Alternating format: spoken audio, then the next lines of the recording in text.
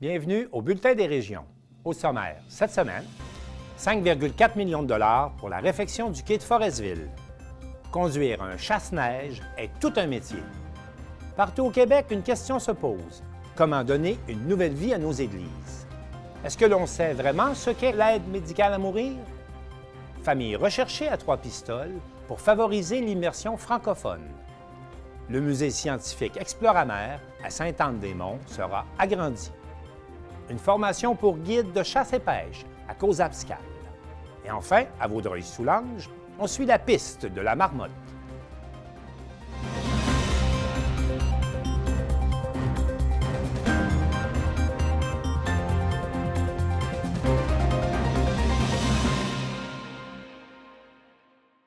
Le Bulletin des régions est réalisé hebdomadairement grâce à la collaboration de quelques 20 télévisions communautaires autonomes associées à Cogeco.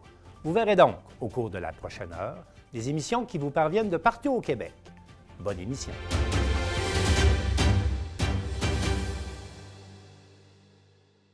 Québec octroie la somme de 5,4 millions pour la réfection du quai de Forestville. On écoute un reportage de Joanie Gaudreault de la Télévision du Littoral.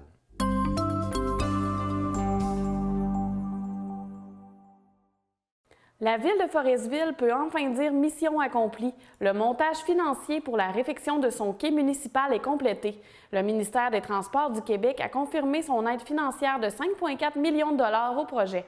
C'est fort important comme avancement de ce grand dossier, selon la mairesse de Forestville, Micheline Anctil, qui en a fait l'annonce lors de la séance du conseil municipal du 14 février, qualifiant ce soutien financier de bonne nouvelle. Forestville pourrait d'ailleurs accueillir la ministre des Transports Geneviève Guilbeault au cours des prochaines semaines pour annoncer officiellement la conclusion de ce projet de longue haleine. Les élus n'ont pas attendu le passage de la ministre avant de dévoiler l'octroi du financement pour que l'entrepreneur puisse commencer les travaux. Notons que la Ville de Forestville avait déjà été en appel d'offres pour la réfection du quai phase 1 et c'est RG Saint-Laurent de Bécomo qui s'est avéré le plus bas soumissionnaire conforme. L'entreprise débutera les travaux la semaine prochaine si la température est propice et ceux-ci se poursuivront jusqu'en juillet. Au cours de la semaine en cours, va mobiliser de la machinerie et des équipements. Ils vont devoir, on les autorise à passer par la première avenue. C'est absolument nécessaire puisque la route maritime est encore très enneigée. Donc, pour apporter ces équipements, il va passer par la première avenue pour se transporter. Et il devrait, si la température est de notre côté, etc., débuter dès la semaine prochaine les travaux de réfection majeurs du quai. Qui vont nécessiter que nous sécurisions un accès, évidemment, pour qu'ils puissent travailler aisément. Donc, ils vont avoir un accès limité et sécurisé. Et débuter ces travaux qui vont durer jusqu'au mois de juillet.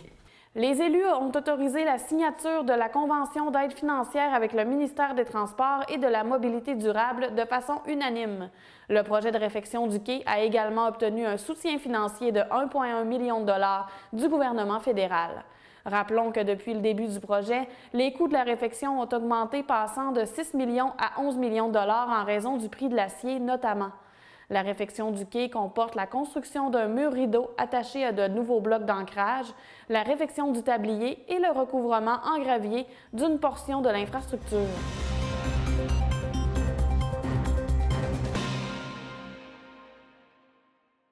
Alain Bellumeur et Daniel Yvon de CTRB ont visité les locaux du ministère des Transports et de la Mobilité durable à Joliette, là où personne ne dort durant cette période hivernale.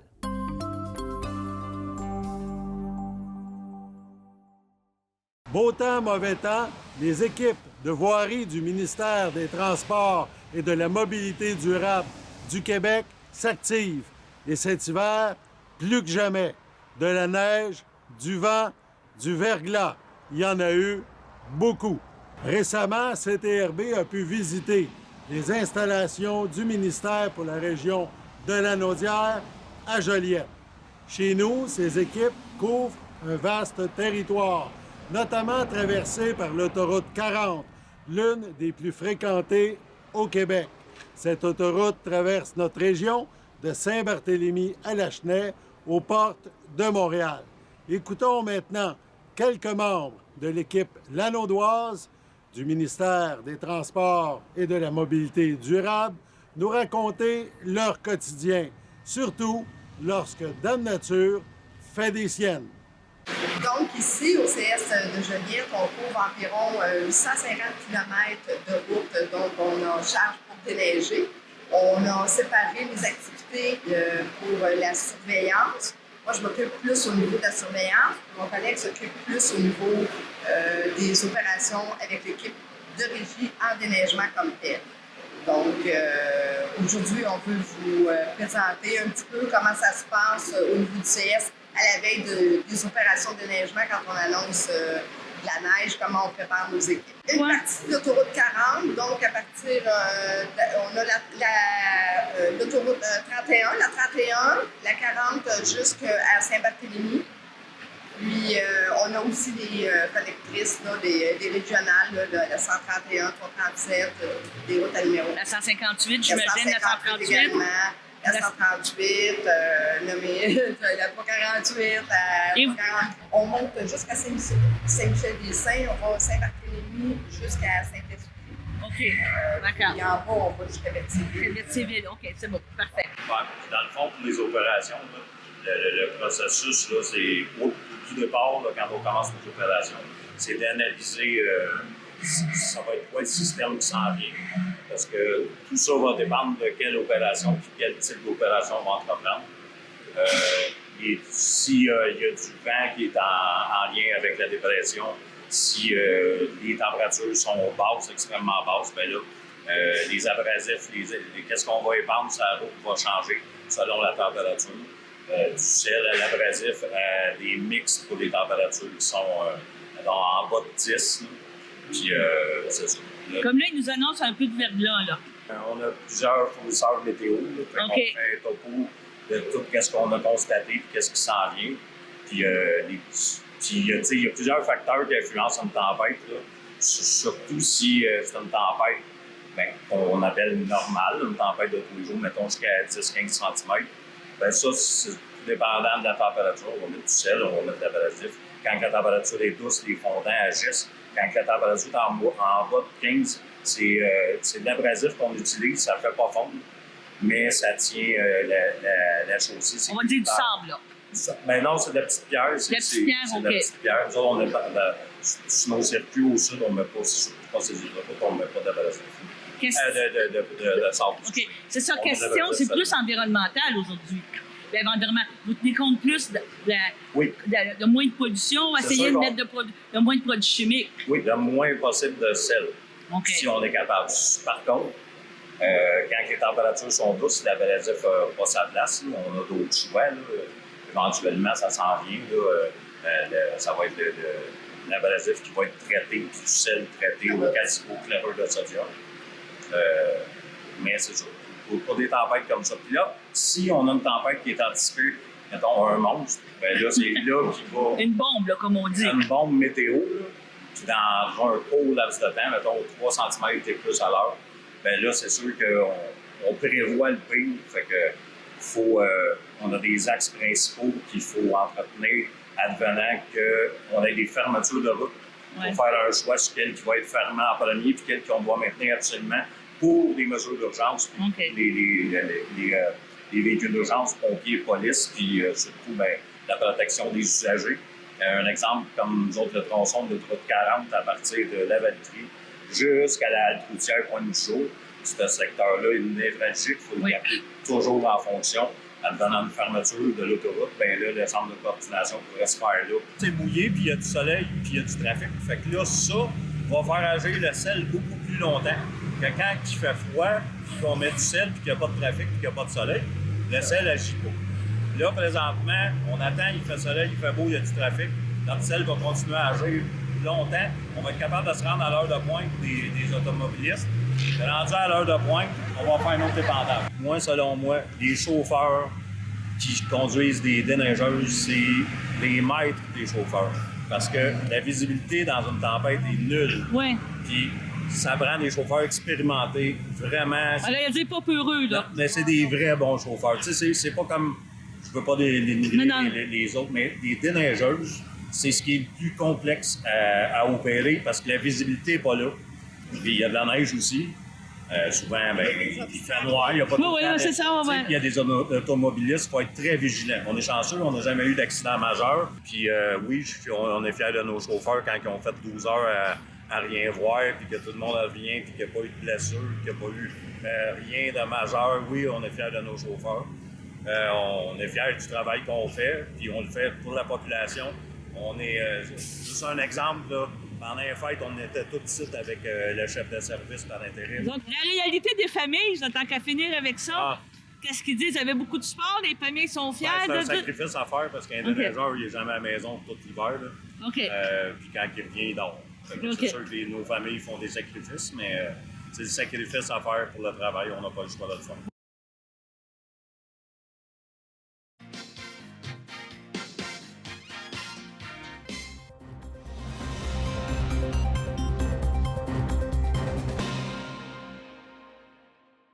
La question de la préservation de notre patrimoine religieux touche toutes les municipalités du Québec et Charles Laviolette de CJSR s'est penché sur la question, plus précisément pour la paroisse de Saint-Raymond-du-Nord.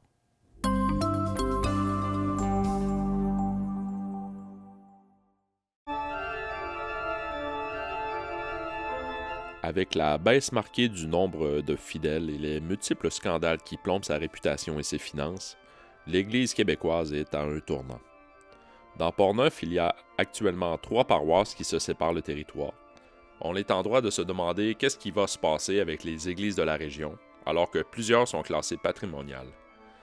Les intervenants consultés parlent d'un véritable raz-de-marée qui s'apprête à déferler sur le Québec, alors que plusieurs communautés n'auront pas le choix de se départir de leurs églises pour améliorer leur santé financière et poursuivre leur mission.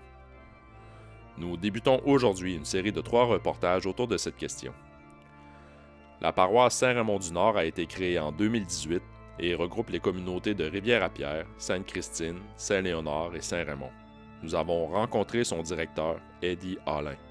La problématique que les églises se vident, c'est date pas d'hier. Ça fait très longtemps. On s'en rend pas compte parce que c'est une personne de moins, tranquillement, qui n'est plus là, mais ça diminue. Les municipalités de Sainte-Christine d'Auvergne ont démontré son intérêt à faire l'acquisition de l'église. Si on vend l'église de Sainte-Christine, l'entente qu'il y aura avec la municipalité, c'est que les messes vont continuer à se faire dans la sacristie.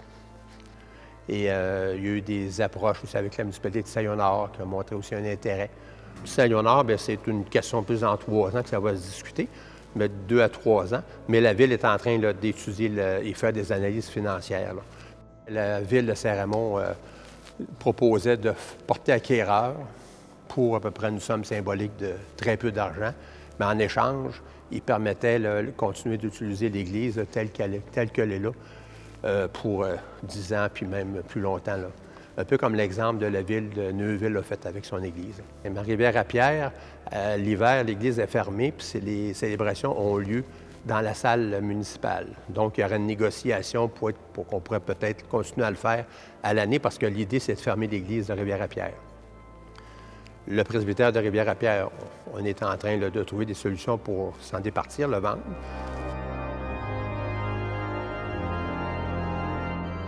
Les 4 églises sont tous déficitaires. C'est pas une pire que l'autre. Je n'ai pas fait d'année de savoir en termes de pourcentage, mais on est tous déficitaires. Ça, c'est clair. La problématique que l'on a, on constate que les personnes qui viennent, les fidèles qui viennent à la messe sont vieillissants et il n'y a pas de relève, ou très peu.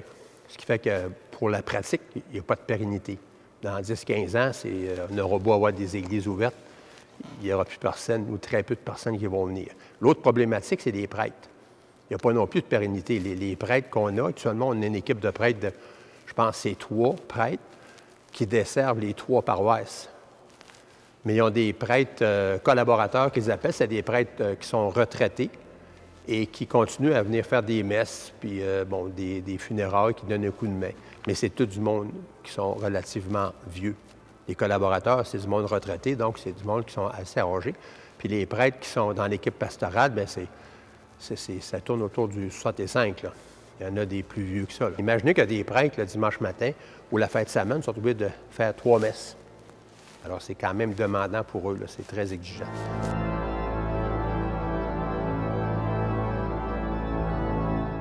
Alors, si on fait un retrait stratégique là, rapidement, on a des fonds, il y a beaucoup d'argent en banque, on est capable de continuer à fonctionner. Si on n'a plus de coûts reliés aux immeubles, on peut continuer à penser à offrir la mission.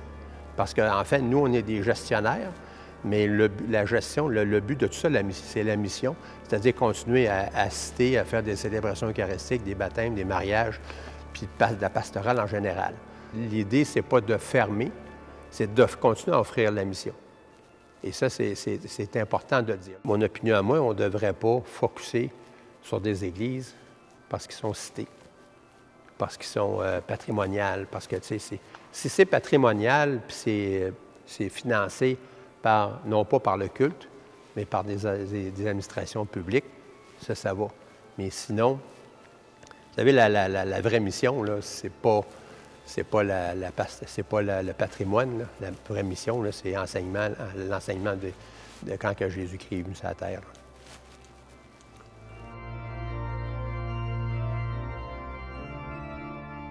À Sainte-Christine, on nous parle d'une quinzaine de personnes, une trentaine à Saint-Honoré de Portneuf. Et à Rivière-à-Pierre, ça doit tourner autour de 25, 30, là, maximum. Là. Ici, il y a plus de gens, bien sûr, parce qu'il y a quand même un bassin de population, il y a 10 000 habitants à Saint-Raymond, plus que 10 000, ce qui fait qu'il y a peut-être au-dessus de 100, 125 personnes. L'idée, c'est aussi de peut-être continuer à offrir des services à Sainte-Christine, puis ailleurs, mais pas à la semaine. Ça pourrait être aux 2 semaines, ça pourrait être une fois par mois.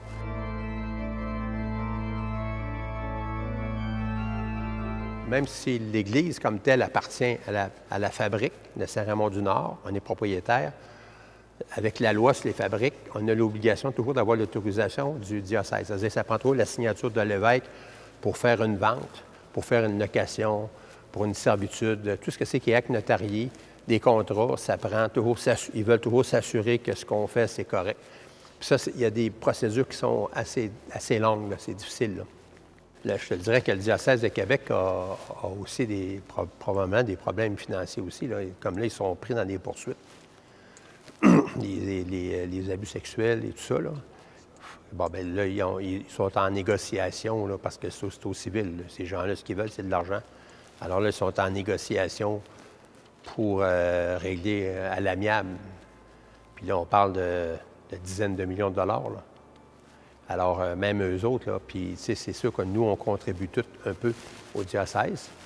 Alors, si eux autres, ils ont des fonds, ils ont un compte en banque, là, mais à la longue, ce compte-là, il va fondre. Là. Alors, s'il y a moins de donateurs ici, il va en avoir moins là-bas. Fait que ça va devenir, eux autres aussi, là, par la bande, là, ça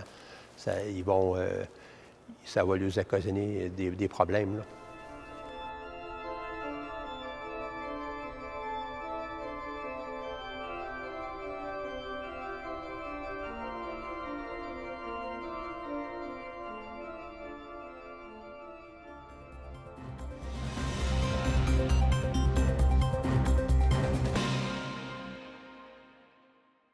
On estime au Québec que 7 des quelques 70 000 décès annuels sont provoqués par des soins d'assistance en fin de vie et la journaliste Sylvana Suarez s'est entretenue sur ce sujet avec le docteur Michel Bureau, qui est le président de la Commission sur les soins de fin de vie du gouvernement du Québec.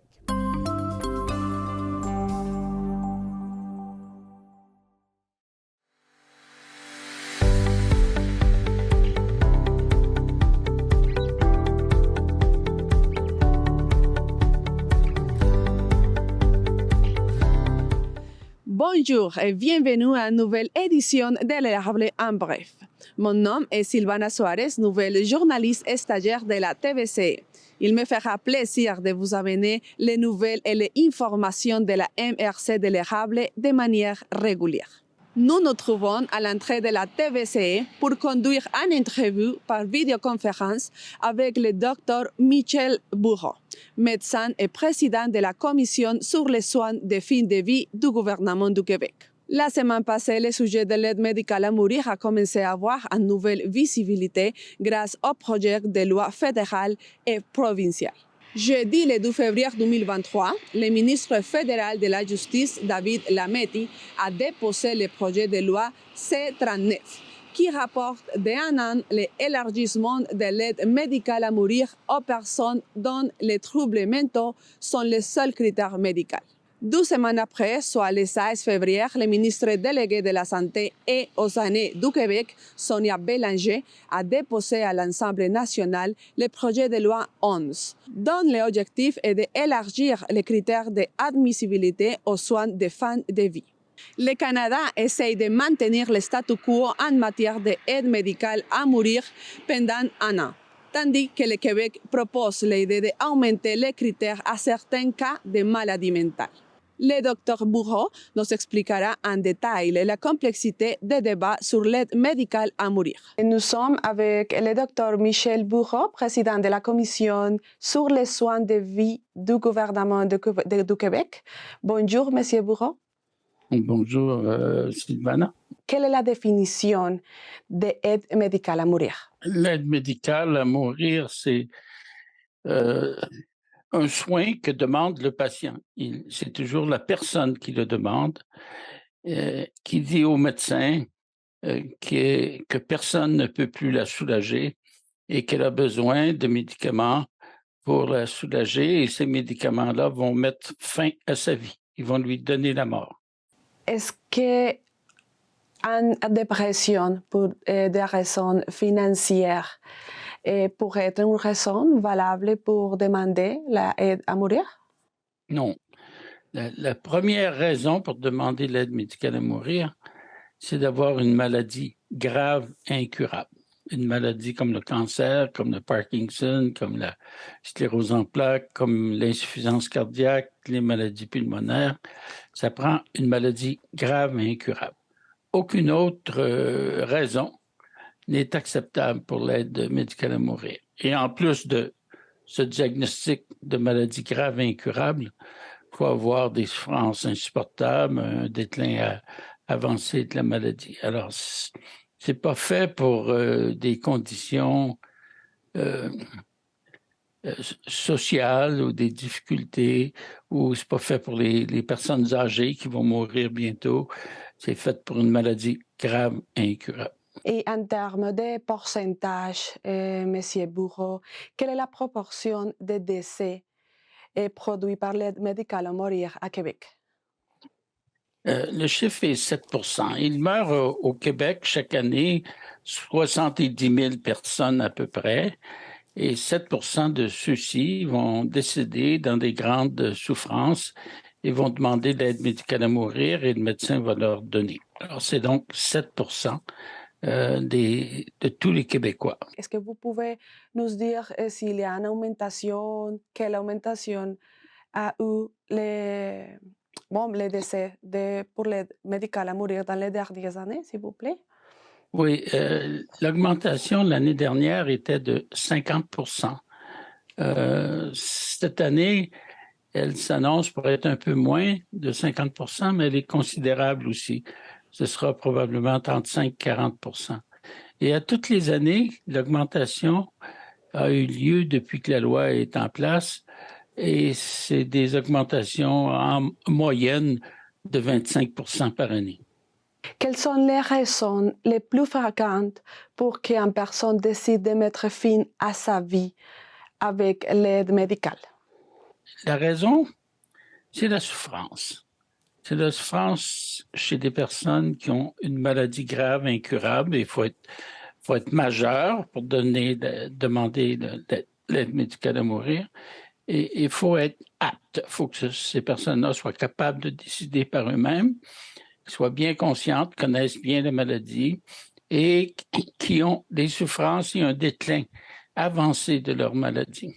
D'habitude, ces personnes-là sont à 3 à 6 mois de la mort prévisible. Alors, c'est surtout le cancer. Mais tout de suite après, c'est les maladies neurologiques.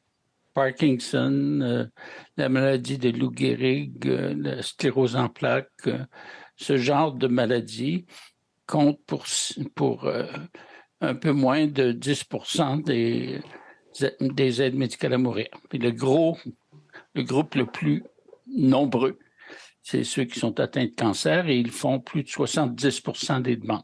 Monsieur Bourreau, avant d'aborder le sujet des maladies mentales et l'aide médicale à mourir, est-ce que vous pouvez nous expliquer qu'est-ce que c'est une maladie mentale? Et en gros, quels sont les différents types de maladies mentales qu'il y a?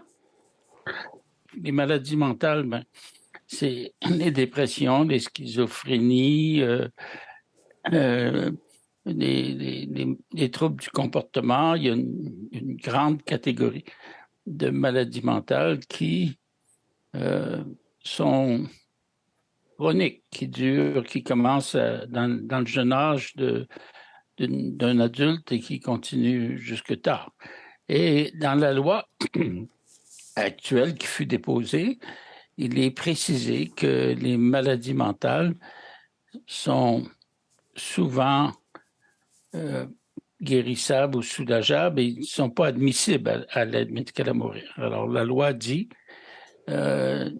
l'élargissement de l'aide médicale à mourir n'est pas fait pour les personnes avec maladie mentale. Comme on parle des lois, quelles sont les principales lignes directives des lois et des projets de loi du Québec et du Canada à propos de l'aide médicale à mourir? Au Québec, la loi qui est déposée, et c'est ça la plus grande importance de la loi actuellement, c'est d'ouvrir l'aide médicale à mourir aux personnes qui sont encore bien, mais qui ont un diagnostic de maladie neurodégénérative. Ça, c'est une maladie comme Alzheimer, une lésion cérébrale de type vasculaire qui amène les personnes à perdre leur capacité intellectuelle, leur jugement, leur capacité de vie sociale. Et l'exemple le plus connu, c'est l'Alzheimer. Alors, la loi québécoise, actuellement, ne permet pas à une personne qui va devenir inapte de recevoir l'aide médicale à mourir parce que pour demander l'aide médicale à mourir, il faut être apte, il faut être conscient et capable de décider par soi-même. Mais vous et moi, si on avait de notre médecin, vous êtes bien trop jeune pour ça, vous, mais moi, si on avait de notre médecin un diagnostic précoce d'Alzheimer, il pourrait dire, Monsieur Bureau, vous êtes encore capable de tout faire vos choses, mais votre maladie neurodégénérative est commencée. Et cette maladie-là, c'est un Alzheimer.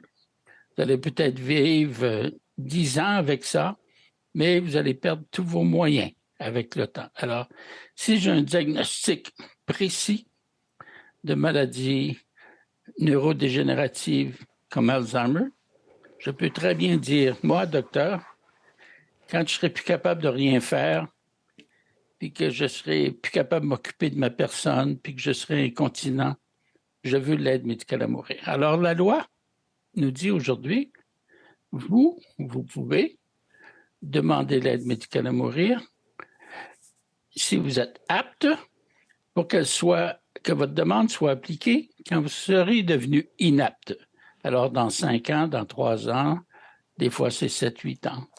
La loi vient, ça c'est la principale chose de la loi du Québec qu'elle apporte aujourd'hui pour discussion et pour adoption. Il y a aussi d'autres choses. Avant, pour avoir l'aide médicale à mourir, il fallait être près de la mort. Là, c'est plus ça. C'est pourvu que vous ayez une maladie qui va vous causer la mort, même si celle-ci arrive tardivement, vous pouvez être admissible à l'aide médicale à mourir. Ça, c'est les principales choses de la loi. Et quelles sont les différences et les coïncidences entre la vision d'Ottawa et de Québec par rapport aux maladies mentales et de l'aide à mourir? Au Québec, la société n'est pas prête à donner l'aide médicale à mourir à quelqu'un qui a un trouble mental. À Ottawa, aujourd'hui, au Canada, ce n'est pas non plus possible. Cependant, dans la loi canadienne, il est prévu que dans 1 an, on pourra ouvrir l'aide médicale à mourir pour les personnes avec troubles mentaux. Ceci avait été décidé il y a 2 ans et récemment, le gouvernement fédéral a dit, et c'est la loi du Code criminel qui le dit, les Canadiens ne sont pas prêts à ça. Alors, reportons le sujet d'1 an. Mais autant au Québec qu'à Ottawa, aujourd'hui, une personne qui a un trouble mental ne peut pas demander l'aide médicale à mourir et de l'avoir. Monsieur Bourron, on a fini. Merci beaucoup pour votre temps. Alors, c'est moi qui vous remercie et à la prochaine.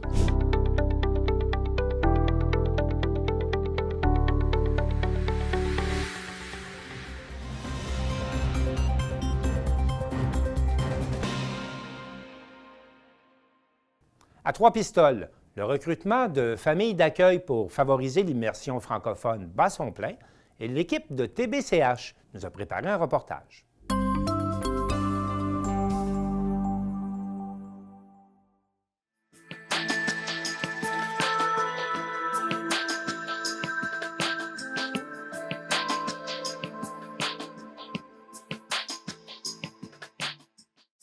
Souvent, à la fin des sessions, quand les étudiants remplissent leur évaluation, ce qui ressort, ce qu'on lit, relit et relit encore, c'est combien que les étudiants apprécient leur famille hôtesse. Comment ils ont apprécié discuter avec eux, prendre le temps de déjeuner ou de vivre avec eux. J'en ai qui me disaient, moi, c'est les fraises sur la table le matin que j'appréciais beaucoup. À Monsieur Bérubé. Chaque famille apporte un petit quoi à ces étudiants-là qui arrivent ici. Et c'est souvent un début d'histoire qui dure pendant des années par la suite. Ce soir, on avait une réunion pour le recrutement des familles hôtesses, parce que c'est ce qui est le plus important pour nous. Et puis, cette année, on s'est dit, on va se prendre d'avance, puis on va prendre le temps de bien faire de la publicité, puis aller chercher le plus de monde possible parce qu'on en a besoin. Et pour nous, les familles hôtesses, c'est très précieux. C'est notre art à nous.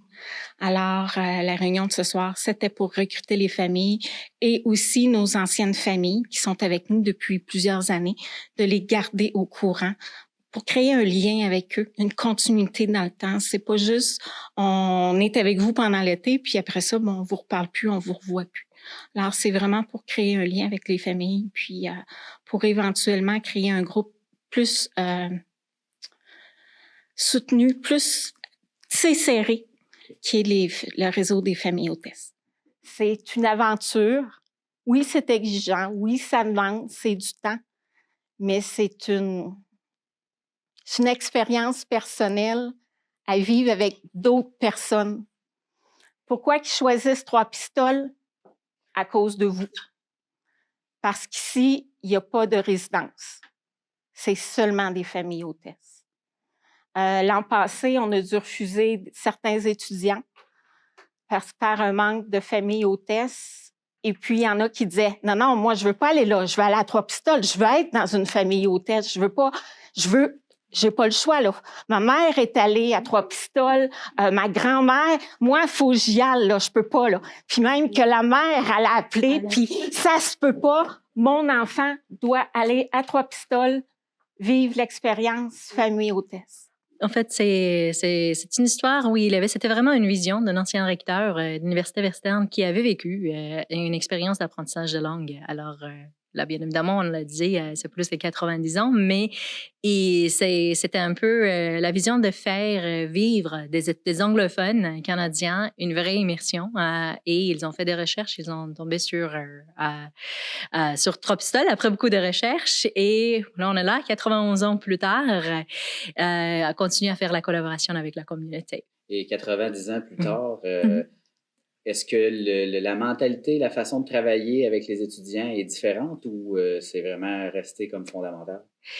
Je pense qu'il y a, on reste fidèle, on essaie de rester fidèle à ce qui est l'expérience des étudiants, l'expérience pour les familles, mais on s'ajuste au temps également. Il y a des choses qui évoluent, il y a des demandes, la réalité, ça change de jour à jour, on essaie de s'adapter à ça, mais on essaie toujours de rester fidèle au fait qu'est-ce qu'on veut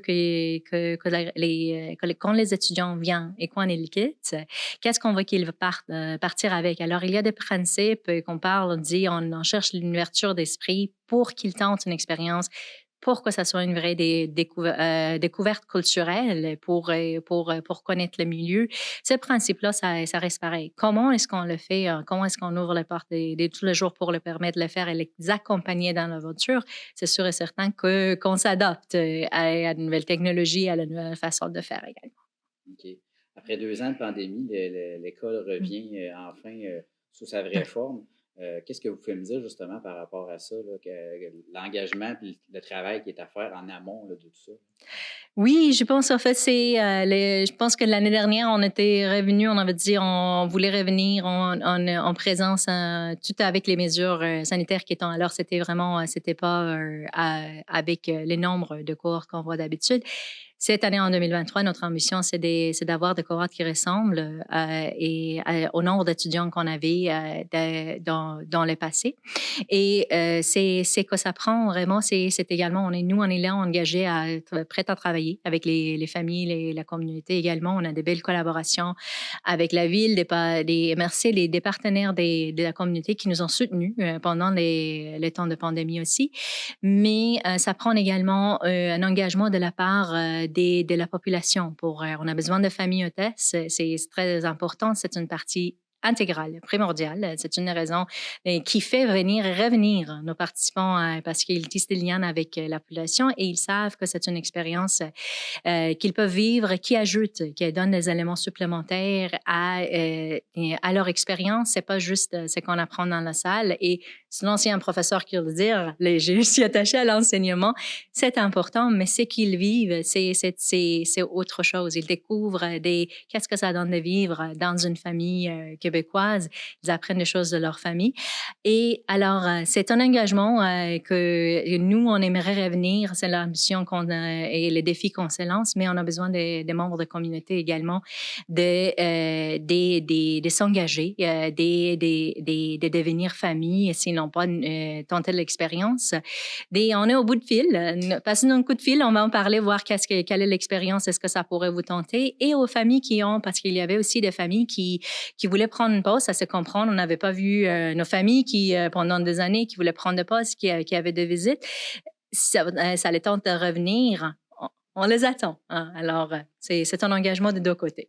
Pour le moment, la plupart des gens ont reçu la carte qui a été par la poste. On y retrouve mon adresse courriel accueil 3P. Alors, les gens peuvent communiquer avec moi le jour, sans problème, ou la fin de semaine. Parfois, les gens travaillent par courriel ou par téléphone. On se donne un rendez-vous. On s'ajuste. Je m'ajuste beaucoup aux gens et à leur horaire, leur flexibilité. On continue. On a des familles présentement. On va continuer à aller chercher des familles jusqu'en mars pour savoir. Parce qu'il faut être capable de dire combien d'étudiants qu'on reçoit. Alors, jusqu'à la mi-mars, sans problème. Et puis, après ça, on s'ajuste. Mais je vous dirais quasiment jusqu'à la fin, notre préférence, là, avant la mi-mars, de pouvoir nous dire s'ils sont prêts ou non à accueillir des étudiants. Bonne saison. Merci.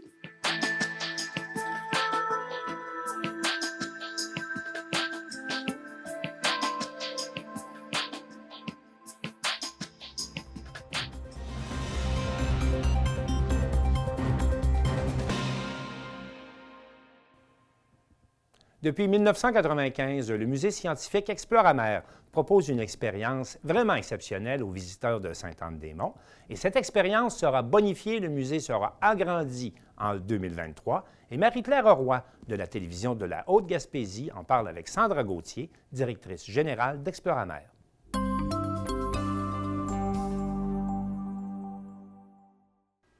Aujourd'hui, on reçoit Sandra Gauthier, directrice générale d'Exploramer. Bonjour, Sandra. Bonjour, merci de m'accueillir. Ça me fait plaisir d'être là. Sandra, on va situer un peu Exploramer. Oui, bien, un musée sur les sciences océanographiques situé sur le quai de Sainte-Anne-des-Monts, en Haute-Gaspésie. C'est un endroit magnifique, justement, pour avoir un centre comme celui-là. Si les gens ne le connaissent pas, ils vont apprendre à le connaître un peu aujourd'hui. Puis, moi, je voudrais qu'on parle surtout des nouveautés qui s'en viennent bientôt au Centre Exploramer. Oui, bien, écoutez, on est un musée de sciences qui traite d'océanographie et de biodiversité marine du Saint-Laurent. Et puis, ça fait des années, en fait, que le musée existe, donc depuis 1995. Et puis, l'été dernier, on a eu d'excellentes nouvelles. En fait, on va pouvoir agrandir le musée, donc les travaux commencent tout doucement. L'objectif dans les prochains mois, c'est vraiment de renouveler l'exposition permanente, donc qui présente une collection vivante, donc des poissons, des échinodermes, des crustacés, des mollusques du Saint-Laurent marin, donc une collection vivante d'un peu plus de 1000 animaux. Wow! Et on est en train de construire, en plus de l'exposition permanente, donc un aquarium écosystémique. Et puis, parallèlement à ça, on construit également un pavillon qui va être le pavillon des requins du Saint-Laurent. Donc, les gens commencent à découvrir qu'on a des requins dans le Saint-Laurent.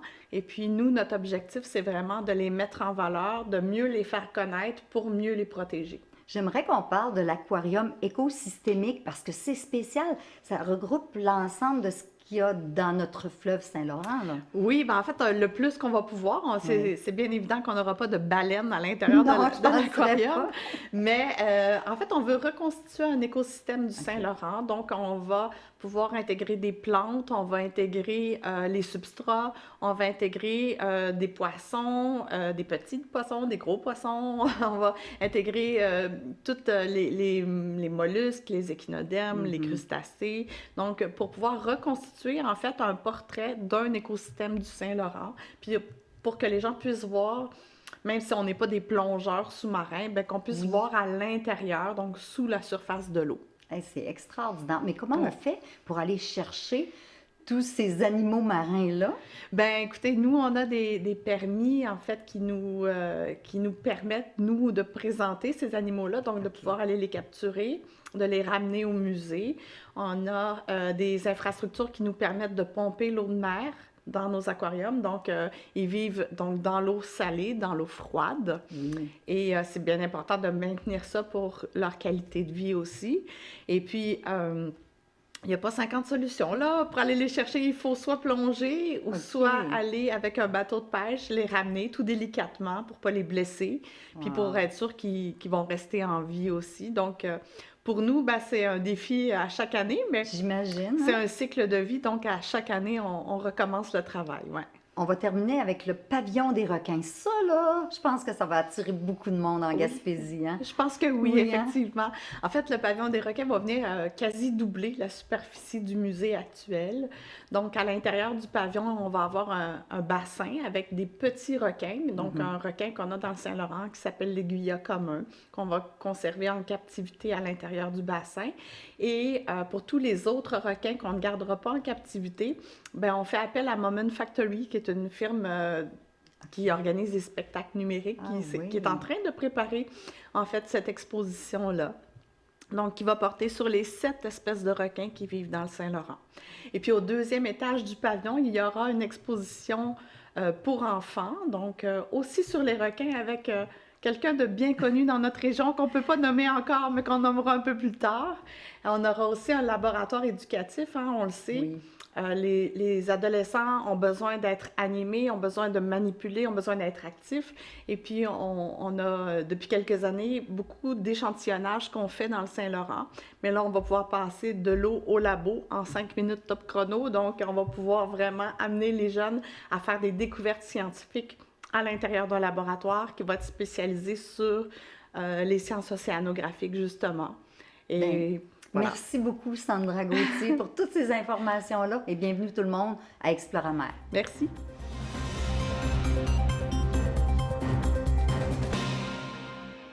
Si devenir guide de chasse et pêche vous intéresse, ce reportage de Marc Baudouin de la télévision de la Matapédia sera certainement vous intéresser.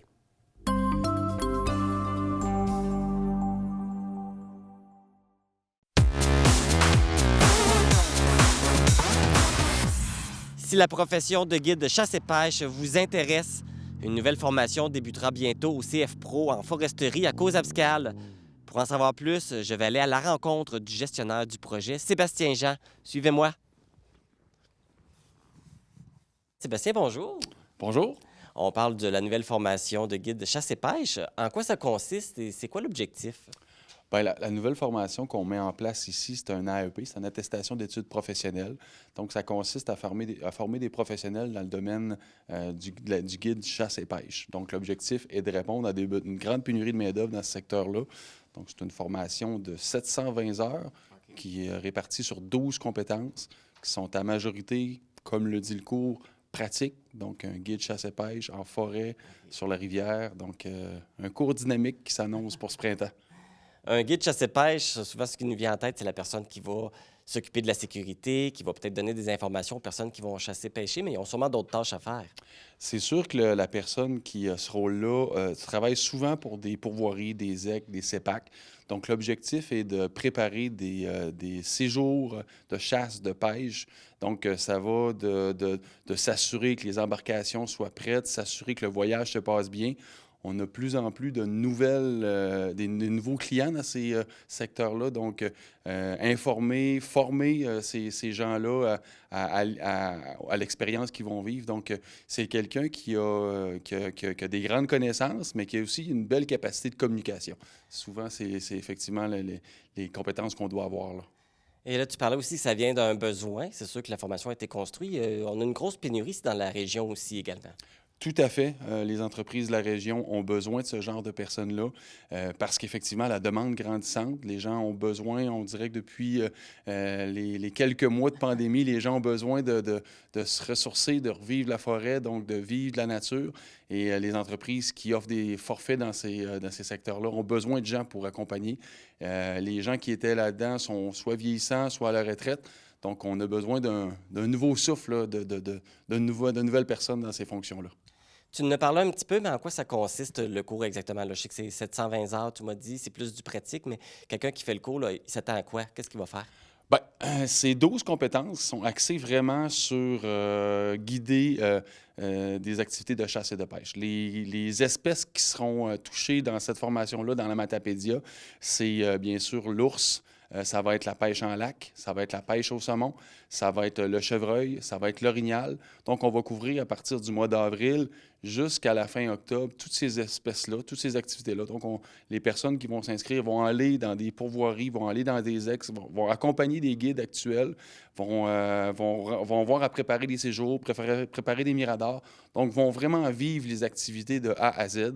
Et après cette année-là, n'auront pas des années d'expérience, mais on va avoir les compétences de base pour offrir un service intéressant à la clientèle. Et puis, qu'est-ce que ça prend? Est-ce que c'est n'importe qui peut s'inscrire à ce cours-là ou on doit avoir déjà des prérequis? Les préalables sont de très bas niveau. Ça prend un secondaire 3 ou un test général de classement. Mais surtout, ce que je vous dirais, ça prend des passionnés. C'est ça qui va faire la différence. Des gens qui sont passionnés par la nature, passionnés par ces activités-là, puis qui ont le goût de le communiquer aussi. Les gens qui paient des forfaits pour aller dans ces entreprises-là, que ce soit des CEPAC ou des pourvoiries, ils veulent vivre une expérience. Donc, le guide est là pour faire le lien entre la nature et la personne, pour s'assurer effectivement qu'il se passe de belles choses, de belles expériences, ça reste gravé dans la mémoire des gens là, pendant plusieurs années. Fait que là, les gens qui vont suivre le cours, quand ils vont sortir, ils ont un diplôme entre les mains. C'est la grosse différence que l'expression populaire disait apprendre sur le tas. Mais ici, c'est la grosse différence, c'est que les gens vont avoir un diplôme du ministère de l'Éducation qui, à la grandeur de la province, vont pouvoir prouver qu'ils ont fait des compétences pour devenir guide chasse et pêche. Là, on parlait des pourvoiries, mais est-ce qu'il y a d'autres employeurs là, qui peuvent les embaucher? Bien, j'ai pas les chiffres précis là, du nombre, de la quantité au Québec, mais tout ce qui s'appelle ZEC, tout ce qui s'appelle pourvoirie, tout ce qui s'appelle CEPAC, tout ce qui s'appelle activité de plein air qui accueille des personnes pour aller leur présenter la forêt et tout ça, ils ont tous besoin de ce type de personnes-là, de guides et de chasse et pêche. Nous, on l'a adapté à la situation matapédienne. On est allé dans des espèces qu'on connaissait bien, qui sont dans notre environnement, mais ces gens-là peuvent travailler un peu partout, là, je vous dirais en Amérique du Nord. Là. Donc, les opportunités sont grandes après la formation. Tout à fait. Les employeurs, là, pour avoir parlé à certains personnellement, ont des besoins très criants. Et la formation devait partir l'année dernière. ça n'a pas été le cas parce qu'il n'y avait pas assez d'étudiants. Ça vous prend combien d'étudiants, justement, pour que le cours puisse démarrer? Le chiffre magique est 6. C'est sûr qu'on aimerait ça d'en avoir un petit peu plus parce que des fois, les gens essaient puis finalement, ça ne répond pas à leurs besoins. Donc, 6 est le chiffre magique. C'est ce qu'on essaie d'avoir. Actuellement, on est à 2 inscriptions. Donc, l'année passée, tu l'as mentionné, on était à 1 ou 2 inscriptions de démarrer. Donc, cette année, on est confiant. Je pense que c'est encore plus évident. Les besoins sont là. Puis, je pense que c'est un beau métier. Je pense que c'est un métier intéressant, le fun. Et présentement, on peut quasiment travailler à l'année là-dedans, là, si on fait le tour de toutes les espèces. Fait que je pense que ça peut être, pour les gens intéressés, ça peut vraiment être une profession intéressante. Bien, si on aime la chasse, la pêche et surtout le plein air, c'est un emploi gagnant.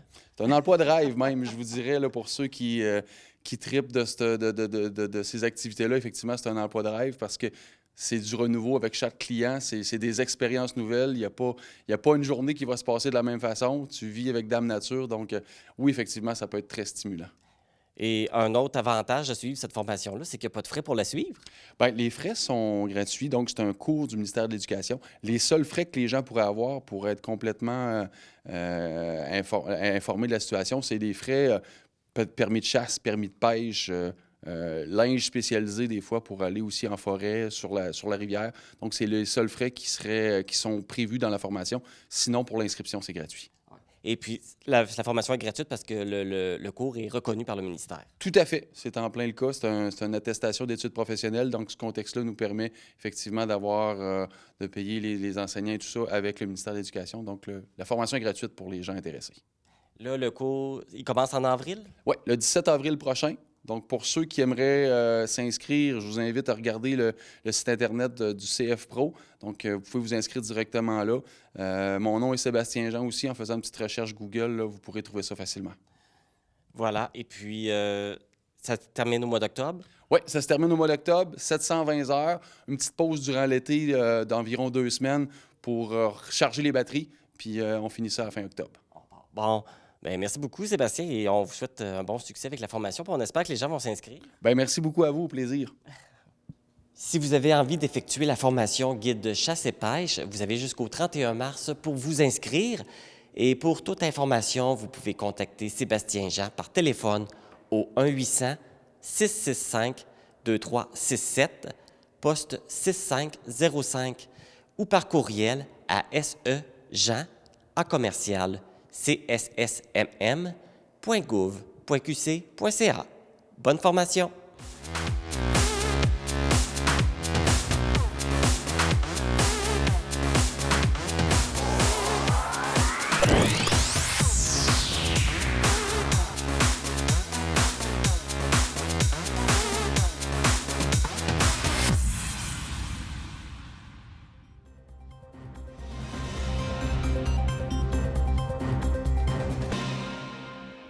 L'équipe de C'est sur la télé à Vaudreuil-Soulanges a suivi la piste de la marmotte qui voit son ombre pour annoncer le printemps, afin de savoir s'il s'agit d'un mythe ou d'une réalité. Un reportage tout en humour de Natacha Marleau.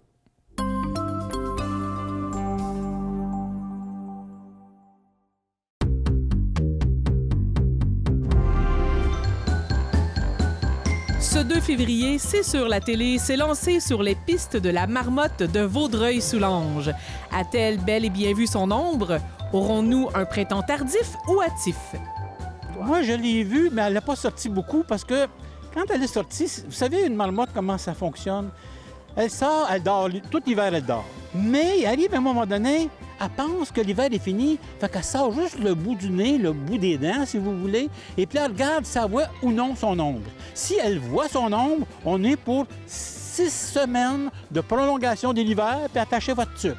Mais si elle ne voit pas son ombre, comme si c'est nuageux, là, ça veut dire que l'hiver va être écourté.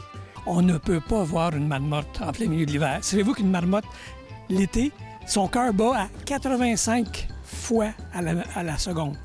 En hiver, ça baisse à 5. Pas la seconde, de minutes, excusez-moi.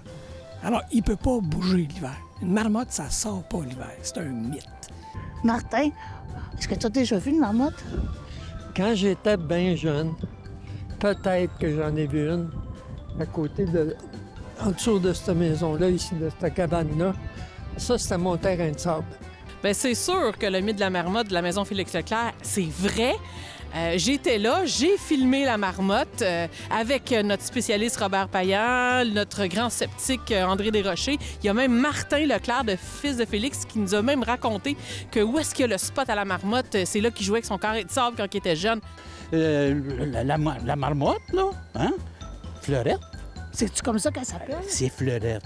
Ben oui. C'est Fleurette? Fleurette, la marmotte. Il y avait une Fleurette aussi à la maison Félix-Leclerc? Ouais, apparemment, il y avait une Fleurette à la maison Félix-Leclerc, oui.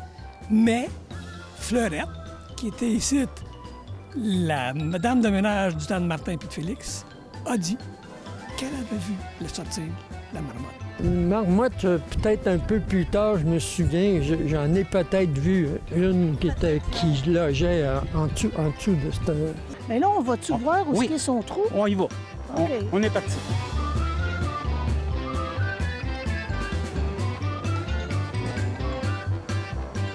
C'est défendu, mais c'est pour une bonne cause. Fleurette.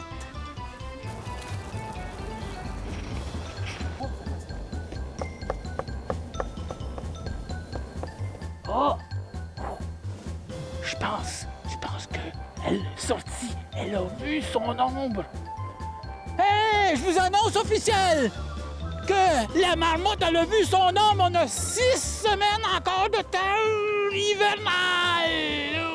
Et dans Vaudreuil-Soulanges, c'est confirmé, elle a bel et bien vu son ombre. Elle a vu son ombre, malheureusement, alors l'hiver sera interminable. Bonne chance. Soyez courageux, Vaudreuil-Soulangeois. On a besoin d'un sifflet, ça siffle. Le connaissez-vous, vous, le son de la marmotte? Non. C'est pas le diable. C'est faux.